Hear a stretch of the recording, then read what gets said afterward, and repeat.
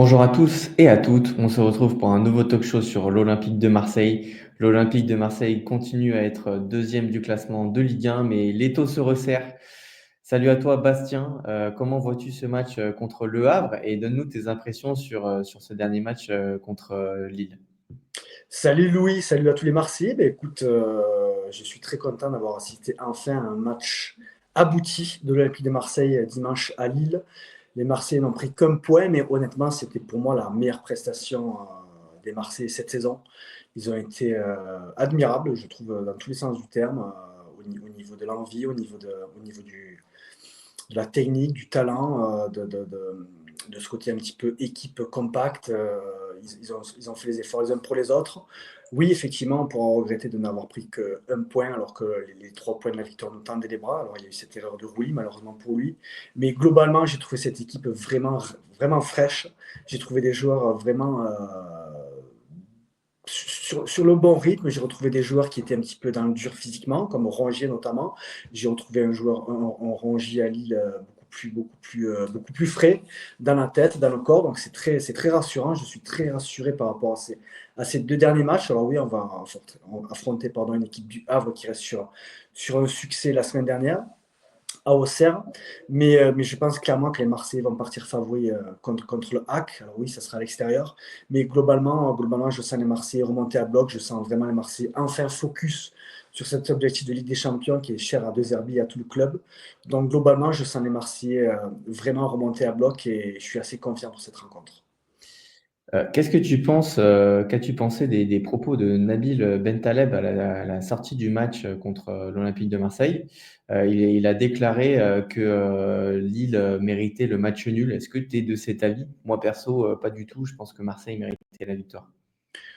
Honnêtement, on a mis Bentaleb, il faudrait déjà qu'on l'ait vu sur ce match pour qu'il ait une certaine crédibilité pour parler. Il n'a pas été bon, clairement, donc je pense qu'il essaie de se rattraper. Je ne vois même pas des supporters lillois qui pensent que le point du match nul serait mérité à part lui. Donc honnêtement, non, non, pour moi, il y a pas photo. Marseille méritait largement mieux. Je pense que tous les observateurs seront d'accord avec moi. N'importe qui connaît le football serait d'accord avec moi, toi le premier. Donc non, non, le point du match nul est clairement une mauvaise affaire pour les Marseillais. On le sait tous, même les Lillois. Je pense que cette déclaration n'a pas lieu d'être. On va retourner sur le match contre Le Havre et on a un beau duel parce que Abdoulaye Touré est très bon cette saison. Il a 8 buts, une passe décisive. Alors, bien sûr, il tire les pénaltys avec le hack. Et notre fidèle Adrien Rabiot, le lieutenant de l'Olympique de Marseille, il a encore donné une passe décisive pour Amine Gouiri lors du match contre Lille. Et il est déjà à 7 buts et 4 passes D. Est-ce que tu vois Adrien Rabiot encore remporter ce duel? Honnêtement, oui, pour moi, Rabiot, cette saison, c'est mode Ligue des Champions. Lui, il n'a pas eu besoin du Ritiro romain pour se mettre dans l'ambiance. Ça fait plusieurs semaines, voire plusieurs mois que c'est le meilleur pour moi à Marseille, le plus constant, le plus complet, le plus enthousiasmant. Il marque des buts, il fait des passes décisives. C'était un leader dans le vestiaire, c'était un leader dans la parole. C'est lui qui avait bougé les Marseillais à Reims, on s'en rappelle. Il est clairement Ligue des Champions. Oui, il aura un petit duel à fournir contre Abdoulaye Touré, qui est un joueur assez physique, qui marque des buts aussi. Bon, il tire les pénaltys. Mais globalement, je vois Rabiot très au-dessus de ce joueur-là. Rabiot, je ne vois même pas pourquoi il n'est même pas nommé dans les meilleurs, le top 5 des meilleurs joueurs de Ligue 1 au trophée UNFP. Moi, ça m'a choqué. Je ne suis pas le seul ici à Marseille à être un petit peu choqué par ce choix. C'est les joueurs qui votent. Malheureusement pour eux, ils ont peut-être pas vu le potentiel de Rabiot. Nous, on le voit chaque semaine. Mais je sens un Rabiot, encore une fois, décisif sur ces 2 derniers matchs, clairement. On va maintenant passer à la déclaration, et une déclaration choc. Alors forcément, Loïc Tanzi doit maintenant se réjouir suite au match qu'a proposé Rouli contre Lille et notamment sa bourde qui nous a coûté 2 points. Il a déclaré: Rouli, pour moi, n'a rien à faire dans les 5 nommés pour le trophée de meilleur gardien de Ligue 1. Il y a eu des matchs où il a fait perdre des points à l'OM. Est-ce que Bastien, toi, tu es assez d'accord avec ce qu'a pensé Loïc Tanzi, sachant que euh, la majorité des personnes étaient quand même assez révoltées de ses propos? Là encore, je trouve que c'est une déclaration un petit peu à l'emporte-pièce. Alors, Loïc Tanzi est un confrère. Il a assumé, en plus, après coup, en disant qu'il avait revu tous les buts encaissés par Rouli et qu'il y avait au moins 9 buts sur lesquels il n'était pas très clair. Alors déjà, il a revu un petit peu son discours en disant que oui, il s'est peut-être un petit peu avancé sur le fait que Rouli ait fait perdre des points, parce que c'est très clairement sur ce point-là que moi je vais l'attaquer. C'est à partir de quel match pourrais-tu nous préciser, à part Lille évidemment, mais le match de Lille est arrivé après la comptabilisation des trophées pour les trophées UNFP, donc ça rentre même pas en ligne de compte. J'aimerais bien attendre sur quel match Rouli a fait perdre des points à l'Olympique de Marseille. Il a fait des boulettes, oui. On ne dit pas que c'est le meilleur gardien de Ligue 1, non, mais on pense très clairement qu'il a sa place dans le top 5 de Ligue 1, très clairement.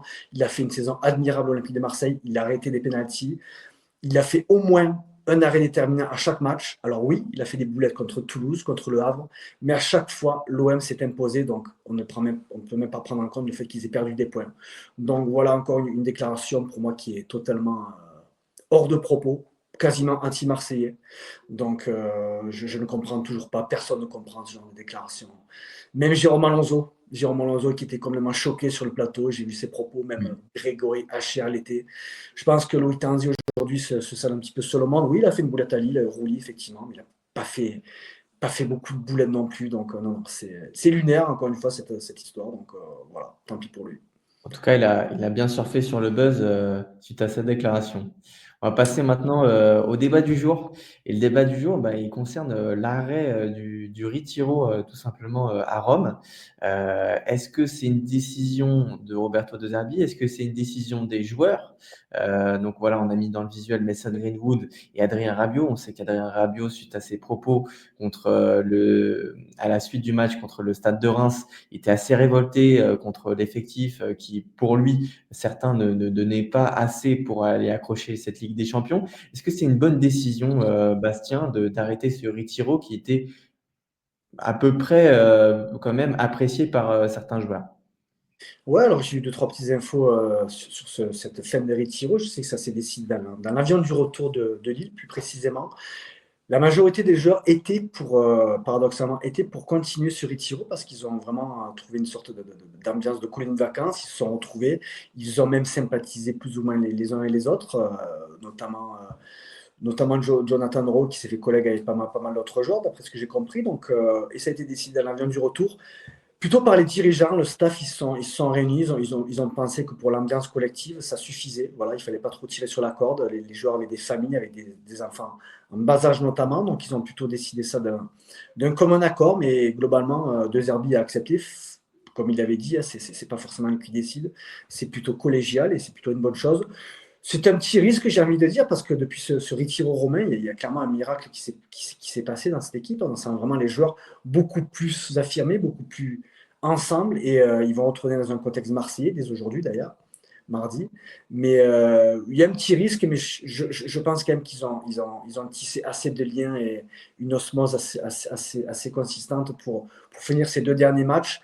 Mais ce qui est intéressant à savoir, c'est que ça a plutôt bien fonctionné. Et on tire un coup de chapeau à Roberto De Zerbi parce que cette décision était un petit peu surprenante, mais elle a plutôt bien fonctionné et bravo à lui.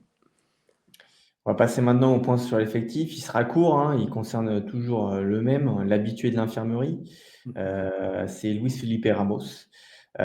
Donc on va passer à la composition avec le retour de Valentin Rongier. Enfin, nous, en tout cas, on le voit sur le 11 titulaire. On l'espère en tout cas, parce que Ismaël Benasser n'a pas convaincu. Je ne sais pas si toi, de ton côté, tu as été convaincu, Bastien, mais moi, j'ai des gros doutes quand même depuis son arrivée à Ismaël Benasser. Pour moi, c'était pas le bon profil à l'Olympique de Marseille. Il le prouve encore une fois après 20 premières bonnes minutes. Après, il perd beaucoup de ballons. Qu'est-ce que tu en penses un peu de sa prestation contre Lille, Bastien? Il a été sorti à la mi-temps, donc ça prouve bien qu'on n'est pas les seuls à se poser des questions sur Benasser. Et en plus, Rongier a été plutôt très très bon. Il a gagné 5 duels. C'est le deuxième joueur, il me semble, qui a gagné le plus de duels dans ce match, après Benjamin André, le Lillois. Toujours pas convaincu effectivement par Benasser. J'ai plutôt tendance à croire que cette saison, on ne verra jamais le vrai Benasser. Est-ce qu'il va rester à l'Olympique de Marseille? Il faudra lever pour cela l'option d'achat qui est située à 12 millions d'euros. Est-ce que ça va être une vraie décision stratégique? Est-ce que l'OM croit en ce joueur? J'y crois, j'y crois. Est-ce que c'est le bon profil? Je pense que ça peut être un bon profil si l'OM se qualifie en Ligue des Champions, mais je garde certains doutes, forcément, comme tous les Marseillais. Il a encore été un petit peu fébrile, un petit peu tendre. Il a failli même coûter une grosse occasion à Lille dimanche. Voilà, c'est poussif. On sent qu'il a pas 90 minutes dans les jambes. Et effectivement, il y a forcément des doutes et c'est pour ça qu'on va le mettre sur le banc contre Le Havre, avec un Valentin Rongier qui m'a vraiment semblé de retour en bonne forme à Lille. Il a été vraiment très présent, très intéressant. Vraiment, on a retrouvé le très bon Rongier qu'on aime sur les quatre coins du terrain. Donc, c'est pour ça qu'on va laisser Benacer sur le banc, mais je pense que ça serait mérité malheureusement pour l'Algérien. Et on a le retour, une bonne surprise, en tout cas nous on l'espère, hein, sur l'aile gauche, Jonathan Rowe, qui serait de retour dans le 11 titulaire à la place de Luis Enrique, qui est quand même assez décevant. Alors on sait que voilà, il est en partance quand même pour l'Inter. C'est très chaud avec l'Inter, même si on a moins de rumeurs. À mon avis, c'est ficelé en coulisses. Jonathan Rowe mériterait, selon toi, Bastien, d'être titulaire sur ce match? Honnêtement, oui. Les dernières entrées de Jonathan Rowe m'ont vraiment plu. Je l'ai trouvé vraiment intéressant, je l'ai trouvé combatif, je l'ai trouvé altruiste. J'ai trouvé qu'il avait changé sa mentalité. Je pense que lui aussi, ça fait partie des joueurs qui sont très clairement, qui ont très clairement activé le mode Ligue des Champions. Donc, il mériterait, selon moi, à être titulaire d'ici à la fin de la saison. Peut-être pas forcément au Havre. Nous, on va le mettre au Havre titulaire, mais contre Rennes, j'aimerais vraiment le voir au Vélodrome. Mais il me semble qu'il mérite, tu l'as précisé, devant Luis Enrique, parce que Luis Enrique, il a encore fait un match très particulier à Lille, pas forcément son meilleur, encore une fois. Il avait montré des choses intéressantes contre Brest, il est encore retombé dans ses travers. Donc, si ce monsieur ne veut pas se blesser, autant le laisser sur le banc et laisser la place à un joueur qui en veut, un joueur qui me semble armé pour mener l'Olympique de Marseille vers cet objectif de Ligue des Champions au Havre. Ça serait plutôt une bonne chose pour remuer un petit peu cette défense à Brest qui me semble un petit peu lourde. On va passer maintenant au classement. Alors, un petit point rapide sur le classement. L'OM est toujours deuxième de Ligue 1, mais on peut voir que l'étau se resserre. Il faut que, à tout prix, l'OM fasse un sans faute sur les deux derniers matchs. Alors, les deux derniers matchs, c'est Le Havre et Rennes. Rennes de Habib Beye, hein, un Rennes qui va pas bien.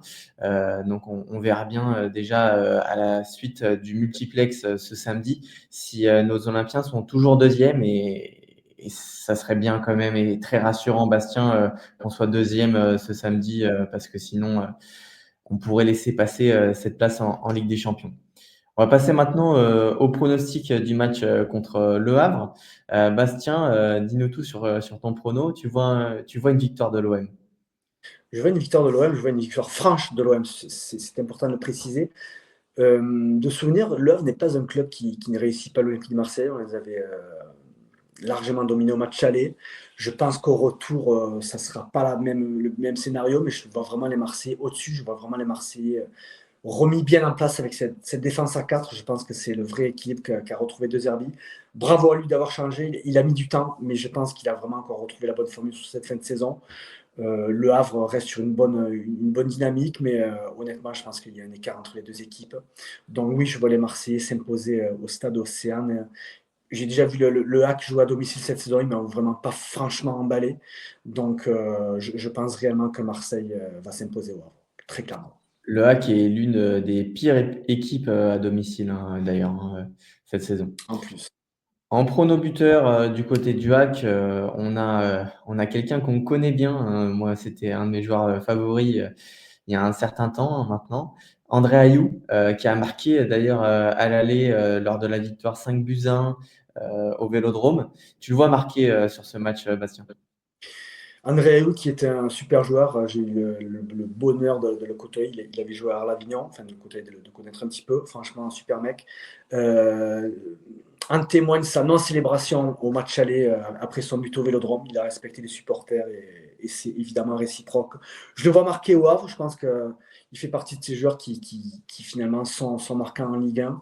Je pense qu'il sera encore remplaçant, mais il pourrait potentiellement marquer. Il a fait le match aller, donc attention à lui. Ça reste quand même un joueur d'instinct qui a beaucoup de flair. Donc il faudra faire attention à ce genre de joueur, effectivement, samedi au Havre du côté de l'Olympique de Marseille, même si je pense quand même que la défense marseillaise s'est remise d'aplomb, avec notamment Geoffrey Kondogbia qui m'a beaucoup plu à Lille, qui a retrouvé lui aussi un certain allant, une certaine verve, pardon, et je fais confiance à l'Olympique de Marseille pour savoir museler Ayou, qui risque quand même d'être un petit renard des surfaces.